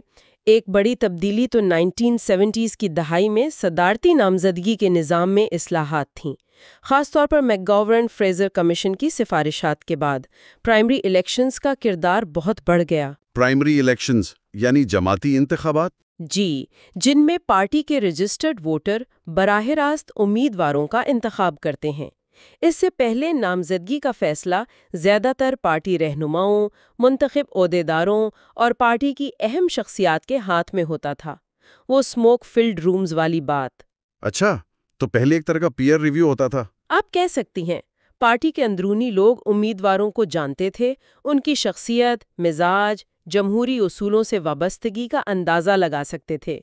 لیکن پرائمری نظام نے یہ طاقت پارٹی اشرافیہ سے لے کر عام ووٹروں کو دے دی، جو امیدواروں کو اکثر میڈیا کے ذریعے ہی جانتے ہیں۔ تو اس کا نتیجہ یہ نکلا کہ پولیٹیکل آؤٹ سائیڈرز، سیلیبریٹیز یا بہت امیر لوگ جن کے پاس پارٹی اسٹیبلشمنٹ کی حمایت نہیں بھی ہوتی تھی، بالکل، وہ براہ راست ووٹروں سے اپیل کر کے نامزدگی حاصل کرنے کے قابل ہو گئے۔ وہ پارٹی کے روایتی گیٹ کیپرز کو بائی پاس کر سکتے تھے۔ اور اس میں دوسرے عوامل بھی شامل ہوئے۔ آؤٹ سائڈ منی یعنی بیرونی پیسے کے لامحدود بہاؤ کا راستہ کھول دیا، جس سے امیدواروں کا پارٹی کے روایتی مالیاتی ڈھانچے پر انحصار کم ہو گیا۔ دوسری طرف متبادل میڈیا کا پھیلاؤ، کیبل نیوز، پھر انٹرنیٹ، سوشل میڈیا۔ اس نے کیا فرق ڈالا؟ اس نے امیدواروں کو موقع دیا کہ وہ روایتی میڈیا کے فلٹرز جیسے اخبارات کے ایڈیٹرز وغیرہ ان کو نظر انداز کر کے براہ راست اپنے حامیوں تک اپنا پیغام پہنچا سکیں۔ تو یہ سب مل کر گیٹ کیپنگ کے نظام کو آپ کہہ لیں کھوکھلا کر رہے تھے۔ تو یہ سارا پس منظر تھا 2016 کے صدارتی انتخاب کا۔ اب آتے ہیں اصل موضوع پر، دی گریٹ ریپبلکن ایبڈیکیشن۔ تو کتاب کا مرکزی نقطہ یہی ہے کہ 2016 میں ریپبلکن پارٹی اپنی یہ گیٹ کیپنگ کی ذمہ داری نبھانے میں مکمل طور پر ناکام رہی۔ جی، کتاب کا موقف بالکل یہی ہے۔ ان کے مطابق یہ ناکامی کئی مراحل پر نظر آئی۔ سب سے پہلے انویزیبل پرائمری کے مرحلے پر۔ انویزیبل پرائمری وہ کیا ہے؟ یہ وہ غیر رسمی دور ہوتا ہے جو اصل پرائمریز شروع ہونے سے پہلے چلتا ہے، جب امیدوار پارٹی کے بااثر رہنماؤں، ڈونرز اور اہم شخصیات کی حمایت یعنی انڈورسمنٹس حاصل کرنے کی کوشش کرتے ہیں۔ اچھا، تو ڈونلڈ ٹرمپ، جو ایک مشہور بزنس مین اور ریالٹی ٹی وی اسٹار تھے، وہ اپنی سیلیبریٹی سٹیٹس اور میڈیا کی توجہ حاصل کرنے کی صلاحیت کی وجہ سے روایتی پارٹی حمایت کے بغیر ہی عوامی مقبولیت اور میڈیا کوریج حاصل کرنے میں کامیاب رہے۔ گیٹ کیپرز انہیں یا تو سنجیدگی سے نہیں لے رہے تھے یا انہیں روک نہیں پائے۔ اور پھر جب اصل پرائمری انتخابات شروع ہوئے، وہاں دوسری ناکامی ہوئی۔ اگرچہ کچھ پارٹی رہنماؤں اور دانشوروں نے ٹرمپ کو روکنے کی کوششیں کیں، ان کے خلاف مہم بھی چلائی، لیکن وہ کامیاب نہیں ہو سکے۔ ٹرمپ نے ایک کے بعد ایک پرائمری جیتی، لاکھوں ووٹ حاصل کیے۔ کتاب کہتی ہے کہ ان پرائمری فتوحات نے ٹرمپ کی نامزدگی کو ایک ایسی لیجیٹیمیسی، ایک طرح کا جواز دے دیا جسے پارٹی قیادت کے لیے نظر انداز کرنا یا مسترد کرنا عملی طور پر ناممکن ہو گیا تھا۔ ووٹروں نے اپنا فیصلہ سنا دیا تھا۔ لیکن اصل امتحان تو شاید جنرل الیکشن کے مرحلے پر تھا، جب مقابلہ ہلیری کلنٹن سے تھا۔ وہاں ریپبلکن گیٹ کیپرز کا کیا کردار رہا کتاب کے مطابق؟ کتاب کے مطابق یہ تیسری اور سب سے فیصلہ کن ناکامی تھی۔ نامزدگی کے بعد بیشتر اہم اور منتخب ریپبلکن رہنماؤں نے ٹرمپ کے ماضی کے بیانات، ان کے کاروباری ریکارڈ اور ان کے انداز سیاست میں جمہوری اصولوں سے انحراف کے واضح اشاروں کے باوجود اتھارٹیرین وارننگ سائنز جنہیں کتاب کہتی ہے؟ جی بالکل، ان سب کے باوجود یا تو کھل کر ان کی توثیق کر دی یا پھر خاموشی اختیار کر لی۔ کیا کتاب کوئی موازنہ کرتی ہے کہ دوسری جمہوریتوں میں کیا ہوتا ہے ایسی صورتحال میں؟ ہاں، کتاب یورپی مثالیں دیتی ہے، واضح کرنے کے لیے کہ وہاں قدامت پسند جماعتوں نے ماضی میں کیسے رد عمل ظاہر کیا۔ مثال کے طور پر 2016 میں آسٹریا کے صدارتی انتخابات میں جب انتہائی دائیں بازو کی فریڈم پارٹی کے امیدوار نوربرٹ ہوفر دوسرے راؤنڈ میں پہنچ گئے، جی، تو مرکز دائیں بازو کی آسٹرین پیپلز پارٹی کے رہنماؤں نے اپنی نظریاتی مخالفت کے باوجود ہوفر کو روکنے کے لیے آزاد امیدوار الیگزینڈر وان ڈر بیلن کی حمایت کی، جو پہلے گرین پارٹی کے سربراہ تھے۔ اچھا، یعنی اپنے مخالف کی حمایت کی ایک بڑے خطرے کو روکنے کے لیے۔ بالکل اسی طرح 2017 میں فرانس میں جب قدامت پسند امیدوار فرانسوا فلونز پہلے راؤنڈ میں ہار گئے تو انہوں نے فوراً اپنے حامیوں سے اپیل کی کہ وہ دوسرے راؤنڈ میں انتہائی دائیں بازو کی میرین لپین کو شکست دینے کے لیے مرکز کے ایمانوئل مکرون کو ووٹ دیں۔ لیکن امریکہ میں 2016 میں ایسا نہیں ہوا۔ ریپبلکن رہنماؤں نے ٹرمپ کے مقابلے میں کلنٹن کی حمایت نہیں کی، بہت ہی کم لوگوں نے۔ کتاب کہتی ہے کہ واشنگٹن پوسٹ نے الیکشن سے کچھ پہلے 78 نمایاں ریپبلکنز کی فہرست شائع کی تھی جنہوں نے کلنٹن کی حمایت کا اعلان کیا تھا، لیکن ان میں صرف ایک موجودہ رکن کانگریس تھے، رچرڈ ہیننا، اور وہ بھی اسی سال ریٹائر ہو رہے تھے۔ کوئی موجودہ گورنر یا سینیٹر نہیں؟ کوئی نہیں۔ زیادہ تر نے یا تو ٹرمپ کی حمایت کی یا اگر تحفظات تھے بھی تو خاموش رہیں یا نیم دلی سے حمایت کی۔ کتاب اسے ایک اجتماعی ایبڈیکیشن کہتی ہے، یعنی اپنی ذمہ داری سے دستبرداری۔ ایبڈیکیشن، یہ تو بہت سنگین الزام ہے۔ کتاب اس کی وجوہات کیا بتاتی ہے؟ ریپبلکن رہنماؤں نے یہ راستہ کیوں چنا؟ دیکھیے، یہ باب وجوہات پر بہت تفصیل میں نہیں جاتا کیونکہ فوکس خود ایبڈیکیشن پر ہے، لیکن کچھ ممکنہ عوامل کی طرف اشارہ ضرور ہے جن کا ذکر شاید بعد کے ابواب میں زیادہ تفصیل سے ہو۔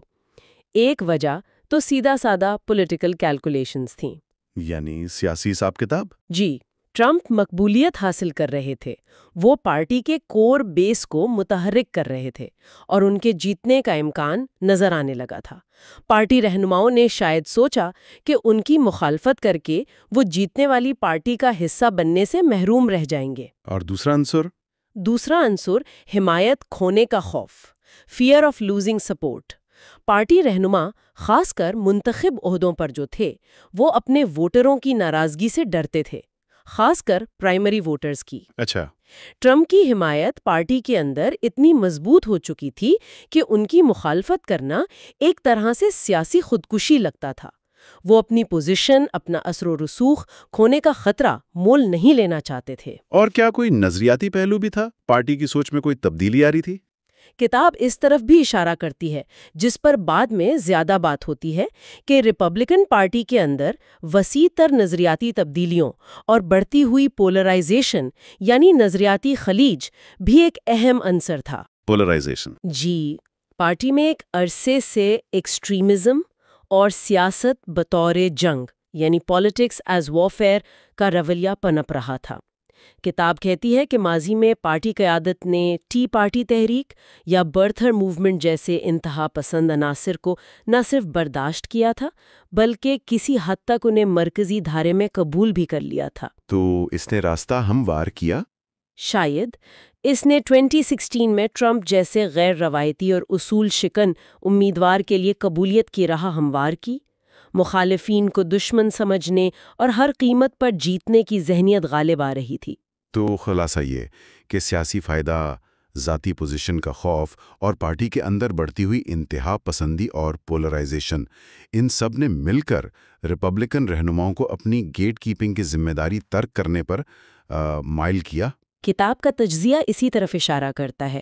یہ کوئی ایک وجہ نہیں تھی بلکہ کئی عوامل کا مجموعہ تھا جس کے نتیجے میں یہ ایبڈیکیشن ہوئی۔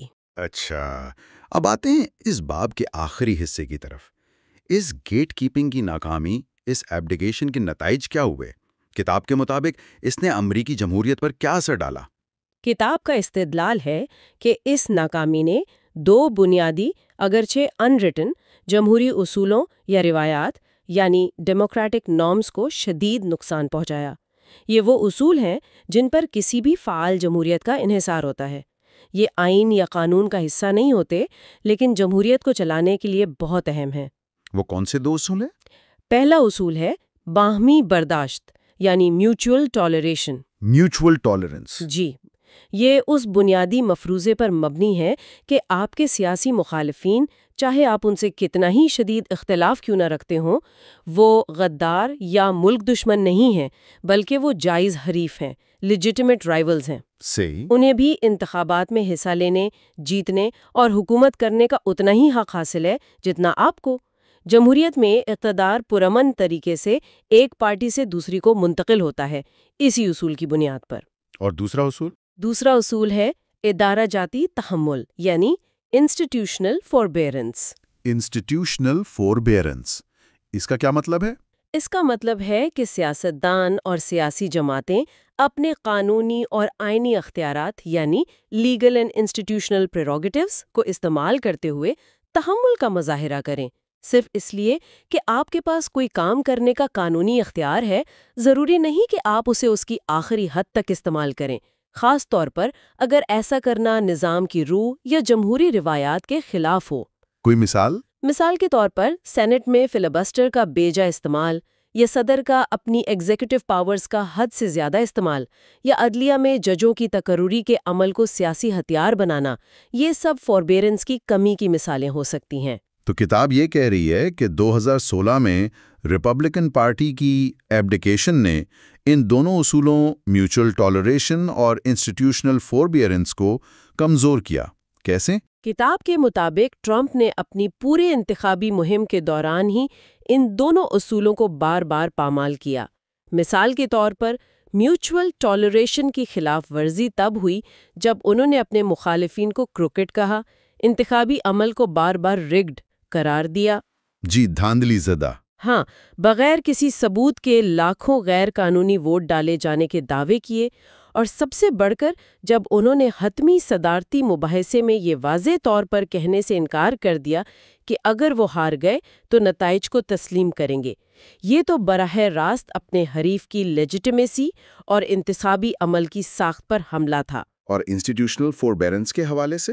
اس کی خلاف ورزی تب نظر آئی جب انہوں نے اپنی ریلیوں میں مظاہرین کے خلاف تشدد پر اکسایا، یا جب انہوں نے اپنے سیاسی مخالفین کے خلاف قانونی کارروائی کرنے کی دھمکیاں دیں۔ کتاب کہتی ہے کہ جب پارٹی کے رہنماؤں یعنی گیٹ کیپرز نے اس قسم کے رویے اور بیانات پر نہ صرف خاموشی اختیار کی بلکہ ایسے امیدوار کی حمایت بھی جاری رکھی، تو وہ دراصل ان بنیادی جمہوری اصولوں کی پامالی میں شریک ہو گئے۔ انہوں نے یہ پیغام دیا کہ ایسے اصول توڑنا قابل قبول ہے۔ اس کا فوری نتیجہ کیا نکلا؟ سیاست پر کیا اثر پڑا؟ فوری نتیجہ یہ نکلا کہ سیاست مزید زہریلی اور پولرائزڈ ہو گئی۔ جب آپ اپنے مخالف کو جائز حریف نہیں بلکہ دشمن سمجھنے لگتے ہیں، یعنی میوچول ٹالریشن ختم ہو جاتا ہے۔ جی۔ اور جب آپ ہر قانونی اختیار کو مخالف کو کچلنے کے لیے استعمال کرنے پر تیار ہو جاتے ہیں، یعنی انسٹیٹیوشنل فوربیئرنس ختم ہو جاتا ہے، تو سیاست ایک جنگ بن جاتی ہے۔ ادارے جو غیر جانبدار ایمپائر سمجھے جانے چاہیے وہ بھی ہتھیار بن جاتے ہیں۔ کتاب اس طرز عمل کو کانسٹیٹیوشنل ہارڈ بال کہتی ہے۔ کانسٹیٹیوشنل ہارڈ بال یعنی آئینی اختیارات کا بے رحمی سے استعمال۔ بالکل، اپنے سیاسی مقاصد کے لیے۔ اور اس سب کا جمہوریت کے مستقبل پر کیا اثر پڑتا ہے کتاب کے مطابق؟ کتاب خبردار کرتی ہے کہ جب مرکزی دھارے کی جماعتیں اپنی گیٹ کیپنگ کی ذمہ داری ترک کر دیتی ہیں تو وہ نہ صرف جمہوری اصولوں کو کمزور کرتی ہیں بلکہ وہ دراصل جمہوریت مخالف قوتوں، اینٹی ڈیموکریٹک فورسز اور نظریات رکھنے والوں کو اقتدار تک پہنچنے کا راستہ فراہم کرتی ہیں۔ اچھا۔ اور جب ایسے رہنما اقتدار میں آ جاتے ہیں جو ان اصولوں کا احترام نہیں کرتے تو پھر وہ انہی جمہوری اداروں، عدلیہ، قانون نافذ کرنے والے ادارے، سول سروس، انتخابی نظام، ان کو اپنے اقتدار کو مضبوط کرنے اور مخالفین کو دبانے کے لیے استعمال کر سکتے ہیں۔ یعنی وہ نظام کو ہی اپنے مقاصد کے لیے استعمال کرنا شروع کر دیتے ہیں۔ جی، وہ کھیل کے ریفریز کو قابو کر سکتے ہیں، مخالف آوازوں جیسے میڈیا یا آزاد اداروں کو کمزور کر سکتے ہیں، اور آہستہ آہستہ کھیل کے بنیادی اصول، رولز آف دا گیم ہی بدل سکتے ہیں۔ تو چیپٹر 3 کا بنیادی پیغام یہ ہے کہ 2016 میں ریپبلکن پارٹی کی طرف سے اپنی تاریخی گیٹ کیپنگ کی ذمہ داری سے دستبرداری یعنی ایبلیکیشن ایک بہت ہی فیصلہ کن لمحہ تھا۔ جی بالکل۔ اس نے نہ صرف ایک ایسے امیدوار کو اقتدار تک پہنچایا جس نے جمہوری اصولوں سے بے نیازی کا اظہار کیا تھا، بلکہ اس نے خود ان اصولوں کو کمزور کر کے امریکی جمہوریت کے لیے ایک نیا خطرہ پیدا کر دیا۔ جی ہاں، یہ باب اسی بات پر زور دیتا ہے کہ جمہوریت صرف مضبوط آئین اور قوانین کا نام نہیں، بلکہ یہ ان لکھی ہوئی روایات، ان نارمز پر بھی قائم ہوتی ہے جنہیں سیاسی رہنماؤں اور جماعتوں کو فعال طور پر برقرار رکھنا ہوتا ہے۔ جب یہ گارڈ ریلز، یہ حفاظتی رکاوٹیں کمزور پڑ جاتی ہیں یا گرا دی جاتی ہیں تو پوری جمہوری عمارت خطرے میں پڑ جاتی ہے۔ تو اب آتے ہیں چیپٹر 4 کی طرف، سبورٹنگ ڈیموکریسی۔ ہاں، تو یہ چیپٹر اس چیز کو دیکھتا ہے کہ آج کل ڈیموکریسیز ختم کیسے ہو رہی ہیں، اور کتاب کہتی ہے کہ یہ پہلے جیسے ملٹری کوس سے نہیں ہوتا، بلکہ اب یہ ہوتا ہے انہی الیکٹڈ لیڈرز کے ذریعے، جو سسٹم ان کو پاور میں لاتا ہے اسی کو وہ اندر سے کمزور کرتے ہیں۔ یہ واقعی سوچنے والی بات ہے۔ بالکل، اور یہ ہوتا بھی بہت آہستہ آہستہ ہے، پتہ بھی نہیں چلتا۔ کتاب میں ایک بڑی اچھی مثال ہے فٹ بال میچ کی، کہ جیتنے کے لیے آپ پہلے ریفریز کو قابو کرتے ہیں، پھر جو اپوزیشن کے مین پلیئرز ہیں ان کو باہر کر دیتے ہیں، اور پھر اینڈ میں جا کر آپ رولز ہی بدل دیتے ہیں اپنے فائدے کے لیے، اور سب جیسے آپ نے کہا لیگالٹی کے نام پر۔ ہاں، یہ فٹ بال والی مثال سے بات کافی واضح ہو جاتی ہے۔ تو پہلا قدم ریفریز کو قابو کرنا۔ یہ ریفریز ہیں کون ڈیموکریٹک سسٹم میں؟ کتاب کیا کہتی ہے؟ دیکھیں، یہاں ریفریز سے مراد وہ سب ادارے ہیں جن سے ہم توقع رکھتے ہیں کہ وہ غیر جانبدار رہیں گے، جیسے جوڈیشل سسٹم ہو گیا، لا انفورسمنٹ باڈیز ہیں، انٹیلیجنس ایجنسیز، ٹیکس اتھارٹیز یا پھر ریگولیٹری ایجنسیز۔ جو لوگ پاور کو کنسالیڈیٹ کرنا چاہتے ہیں ان کے لیے ان پر قبضہ کرنا بہت بہت ضروری ہے۔ اور یہ قبضہ کرتے کیسے ہیں؟ کوئی خاص طریقہ ہے اس کا؟ ایک جو عام طریقہ کتاب بتاتی ہے وہ یہ کہ جو پرانے غیر جانبدار سول سرونٹس ہیں ان کو آپ کہہ لیں خاموشی سے سائڈ پہ کر دیا جاتا ہے، اور ان کی جگہ اپنے لوگ لائلسٹس لگا دیے جاتے ہیں۔ اس میں ہنگری کی مثال دی ہے کتاب نے کہ 2010 میں جب وکٹر اوربان واپس پاور میں آئے تو انہوں نے ایک ایک کر کے جو آزاد ادارے تھے، prosecution service, state audit office, ombudsman, statistical office, یہاں تک کہ کانسٹیٹیوشنل کورٹ، سب میں اپنے حامی بھر دیے۔ اچھا، تو ہی وہی پیکنگ دا کورٹس والی اسٹریٹجی ہے، یا اداروں میں اپنے بندے بھر دینا۔ لیکن کیا یہ ہر جگہ ممکن ہوتا ہے؟ کچھ اداروں میں تو شاید لوگوں کو ہٹانا اتنا آسان نہ ہو۔ بالکل ٹھیک، جن اداروں کو اس طرح صاف کرنا یعنی کنٹرول کرنا مشکل ہوتا ہے وہاں پھر دوسرے طریقے استعمال ہوتے ہیں۔ پیرو کی مثال ہے، 1990s میں پریزیڈنٹ فوجی موری کے جو انٹیلیجنس چیف تھے ولادیمرو مونٹیسینوس، اس نے تو حد ہی کر دی تھی۔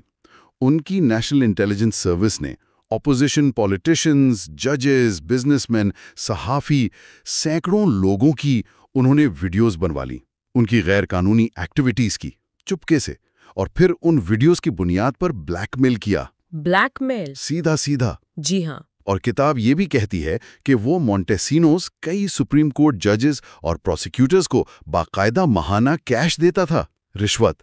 یا اللہ! تو یا تو خرید لو یا بلیک میل کرو، یہ تو بالکل کھلی کرپشن ہے۔ لیکن اگر کوئی جج نہ بکے، نہ بلیک میل ہو، پھر تیسرا ہتھیار ہے امپیچمنٹ کا، مواخذہ کا۔ ارجنٹینا کی مثال دی ہے۔ 1946 میں جب پیرون صدر بنے تو سپریم کورٹ کے 5 میں سے 4 ججز ان کے خلاف تھے، تو پیرون کے لوگوں نے کانگریس میں ان میں سے 3 پر میلفیزنس یعنی بدعنوانی کا الزام لگا کر امپیچمنٹ چلا دیا۔ اچھا۔ ہاں، اور جب وہ ہٹ گئے تو پیرون نے ان کی جگہ اپنے وفادار لوگ لگا دیے۔ ایسا ہی کچھ پیرو میں فجموری نے کیا جب وہاں کا کانسٹیٹیوشنل ٹریبیونل ان کی تیسری ٹرم کے راستے میں آ رہا تھا، اسے بھی ٹارگٹ کیا گیا۔ ہاں، تو مطلب یہ سارے طریقے اپوائنٹمنٹس، بلیک میل، رشوت، امپیچمنٹ، ان سب سے یہ کوشش ہوتی ہے کہ ریفریز یعنی عدلیہ اور باقی ادارے وہ حکومت کی طرف ہو جائیں۔ اس سے پھر حکومت کو کانسٹیٹیوشنل چیلنجز سے بچاؤ مل جاتا ہے اور مخالفوں کو دبانے کا ایک قانونی راستہ بھی۔ بالکل صحیح سمجھیے اب جب ریفریز قابو میں آ گئے تو واپس اس فٹ بال مثال پر جائیں۔ اب باری آتی ہے مخالف ٹیم کے جو کی پلیئرز ہیں ان کو میدان سے باہر کرنے کی۔ ہاں، یہ لاجیکل لگتا ہے۔ جب امپائرز آپ کے ساتھ ہیں تو پھر سٹار پلیئرز کو ٹارگٹ کرو۔ یہ کی پلیئرز کون ہیں؟ کتاب کن لوگوں کا ذکر کرتی ہے؟ دیکھیں اس میں عام طور پر اپوزیشن پولیٹیشنز تو ہوتے ہی ہیں، پھر وہ بزنس مین جو اپوزیشن کو فنڈنگ دیتے ہیں، بڑے میڈیا ہاؤسز جو تنقید کرتے ہیں، اور کبھی کبھی کچھ بہت بااثر مذہبی یا کلچرل فگرز بھی ہو سکتے ہیں۔ صحیح۔ مطلب ہر وہ بندہ یا ادارہ جو حکومت کی پاور کو چیلنج کر سکتا ہے۔ اور ان کو کیسے سائیڈ لائن کیا جاتا ہے؟ وہی خریدنے والا طریقہ؟ کہیں کہیں خریدنے کی کوشش ہوتی ہے، جیسے پیرو میں مونٹیسینوس نے کی، لیکن جو نہیں بکتے انہیں پھر کمزور کیا جاتا ہے، اور اکثر وہی بات لیگالٹی کے پردے میں۔ جیسے ارجنٹینا میں پیرون کے دور میں ایک اپوزیشن لیڈر تھے ریکارڈو بالبن، ان کو جیل میں ڈال دیا اس الزام پر کہ انہوں نے صدر کی بے عزتی کی ہے۔ صرف بے عزتی پر؟ جی، ملیشیا میں مہاتیر محمد نے اپنے سب سے بڑے رائیول انور ابراہیم پر سوڈمی چارجز لگا کر انہیں اریسٹ کروا دیا۔ وینیزویلا میں لیوپولڈو لوپیز، ایک اور اپوزیشن لیڈر، ان کو 2014 کے پروٹیسٹ کے بعد انسائٹنگ وائلنس کے الزام میں پکڑ لیا گیا، حالانکہ کتاب کہتی ہے کہ اس کا کوئی ٹھوس ثبوت نہیں تھا۔ یہ تو سیاست دانوں کی بات ہو گئی۔ میڈیا کا کیا؟ وہ تو آج کل بہت پاورفل ہے، کیا ان کو بھی اسی طرح؟ ہاں، میڈیا کو تو خاص طور پہ نشانہ بنایا جاتا ہے، اس کو قابو کرنا بہت ضروری سمجھتے ہیں یہ لیڈرز۔ ٹرکی کی مثال ہے، پریزیڈنٹ ارڈوگان کی حکومت نے وہاں کے سب سے بڑے میڈیا گروپ ڈان یائن پر اتنا بھاری ٹیکس ایویژن کا جرمانہ لگا دیا کہ وہ بیچارے اپنے اخبار، ٹی وی چینل سب بیچنے پر مجبور ہو گئے۔ اچھا، اور خریدا کس نے؟ وہی حکومت کے قریبی بزنس مین نے۔ تو مطلب فائنینشل پریشر ڈال کر؟ بالکل، رشیا میں بھی ایسا ہی ہوا۔ پریزیڈنٹ پوتن نے N T V network کے مالک تھے ولادیمیر گوسنسکی، ان پر ٹیکس اتھارٹیز کو یوز کیا، ان کو اریسٹ کیا اور اینڈ میں ان کو مجبور کر دیا کہ وہ این ٹی وی کو حکومت کی کمپنی گیز برام کو بیچ دیں۔ اسی طرح وینیزویلا میں چاویز نے گلوبو ویژن ٹی وی کے مالک گیرمو زولاگا کے خلاف انویسٹیگیشن شروع کروا دیں۔ وہ ملک چھوڑنے پر مجبور ہو گئے اور چینل حکومت کے حامی نے خرید لیا۔ یہ تو بڑی سسٹمیٹک طریقہ لگ رہا ہے۔ سیاستدان خاموش، میڈیا قابو میں، تو پھر اپوزیشن کے پاس پیسہ کہاں سے آئے گا؟ کیا ان لوگوں کو بھی ٹارگٹ کیا جاتا ہے جو اپوزیشن کو فنڈ کرتے ہیں؟ لازمی طور پہ یہ بھی پلان کا حصہ ہوتا ہے کہ اپوزیشن کی فنڈنگ روک دی جائے۔ پوتن نے تو 2000 میں ہی رشیا کے جو اولیگارکس تھے، امیر ترین لوگ، ان کو صاف کہہ دیا تھا سیاست سے دور رہو۔ جو نہیں مانے، جیسے بورس برزوفسکی یا میخائل کھوڈاکوفسکی جنہوں نے اپوزیشن کو فنڈ کیا، انہیں یا تو ملک چھوڑنا پڑا یا کھوڈاکوفسکی کی طرح بہت لمبی قید ملی۔ ٹرکی میں بھی پریزیڈنٹ اردگان کی حکومت نے ایک نئی پارٹی تھی، گنج پارٹی، اس کے فاؤنڈر تھے جیم اوزن، ان کی پوری بزنس ایمپائر پر ہی قبضہ کر لیا۔ اور ایک بڑا گروپ ہے کوچ گروپ، ان پر الزام لگایا کہ انہوں نے 2013 کے پروٹیسٹس میں مدد کی تھی اور ان پر بہت پریشر ڈالا۔ تو یہ ساری چیزیں، اریسٹس، میڈیا کنٹرول، بزنس مین پر دباؤ، ان سب کا مقصد پھر اختلاف کو ختم کرنا ہے اور اپوزیشن کو بالکل بے بس کر دینا ہے۔ ریفریز قابو میں، کی پلیئرز باہر، اب کیا بچا فٹ بال کی مثال میں؟ اب آتا ہے، آپ کہہ لیں، آخری مرحلہ، اور شاید سب سے خطرناک۔ وہ ہے کھیل کے قوانین، یعنی رولز آف دا گیم کو ہی اس طرح بدل دینا کہ جو حکومت میں ہے اس کو ہمیشہ کے لیے فائدہ ہو جائے، اور پلینگ فیلڈ اتنا ان ایون ہو جائے کہ اپوزیشن کا جیتنا ممکن ہی نہ رہے۔ رولز بدلنا مطلب کانسٹیٹیوشن بدل دینا؟ ضروری نہیں کہ پورا کانسٹیٹیوشن بدلیں، اکثر یہ کام الیکٹورل لاز میں تبدیلی کر کے یا سٹیزن شپ لاز میں یا دوسرے قوانین میں ایسی چھوٹی چھوٹی لیکن اہم تبدیلیاں کر کے کیا جاتا ہے۔ کتاب اس کی ایک بہت زبردست تاریخی مثال دیتی ہے، امریکہ کے جم کرو ساؤتھ سے، سول وار کے بعد۔ اچھا، وہ جم کرو لاز، ہاں سنا ہے۔ جی، جب 14th اور 15th امینڈمنٹ سے سیاہ فام مردوں کو ووٹ کا حق ملا تو جنوبی ریاستوں نے، جہاں ڈیموکریٹس کا کنٹرول تھا، انہوں نے اس حق کو ختم کرنے کے لیے نئے نئے قانونی طریقے نکالے۔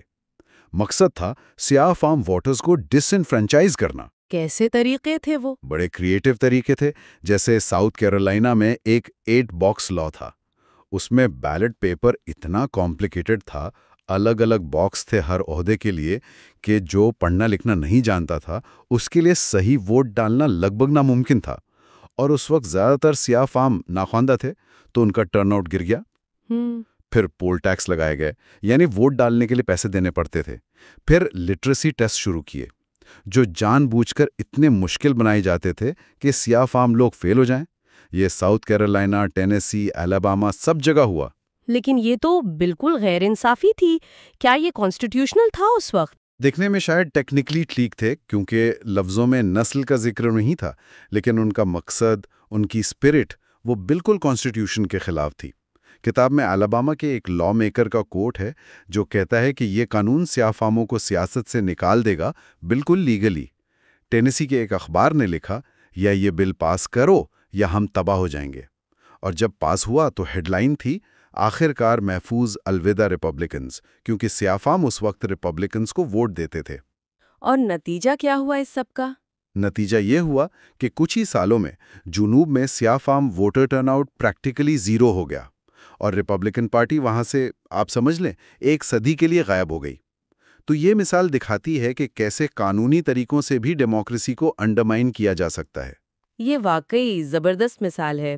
ریفریز قابو میں، players sideline, rules change. اور کوئی طریقہ ہے جس کا ذکر ہو اس چیپٹر میں؟ جی ہاں، ایک اور بہت اہم چیز ہے جس پر کتاب زور دیتی ہے، وہ ہے کرائسس کا استعمال، بحرانوں کا۔ جو لیڈرز اتھارٹیرین ہوتے ہیں وہ اکثر کرائسس، چاہے وہ اکانومی کے ہوں، قدرتی آفت ہو، یا خاص طور پر سیکیورٹی تھریٹس ہوں جیسے جنگ یا دہشت گردی، ان کو استعمال کرتے ہیں اپنے اینٹی ڈیموکریٹک قدموں کو جسٹیفائی کرنے کے لیے۔ بحرانوں کا استعمال؟ یہ کیسے؟ مطلب لوگ ڈر جاتے ہیں؟ ہاں بالکل، جب ملک میں کوئی بحران آتا ہے، خاص کر سیکیورٹی کا، تو لوگ ڈر جاتے ہیں اور وہ حفاظت کے لیے حکومت کی طرف دیکھتے ہیں۔ اسے rally round the flag effect کہتے ہیں۔ جیسے 9/11 کے بعد امریکہ میں پریزیڈنٹ بش کی ریٹنگز ایک دم اوپر چلی گئی تھیں۔ ایسے ٹائم پہ لوگ اپنی کچھ سول لبرٹیز بھی قربان کرنے کو تیار ہو جاتے ہیں حفاظت کے لیے۔ کتاب 9/11 کے بعد کی پبلک اوپینین اور اس سے پہلے ورلڈ وار 2 میں پرل ہاربر کے بعد جاپانیز امریکن انٹرنمنٹ کی مثال دیتی ہے۔ تو یہ لیڈرز اس ڈر اور سپورٹ کا فائدہ اٹھاتے ہیں پھر؟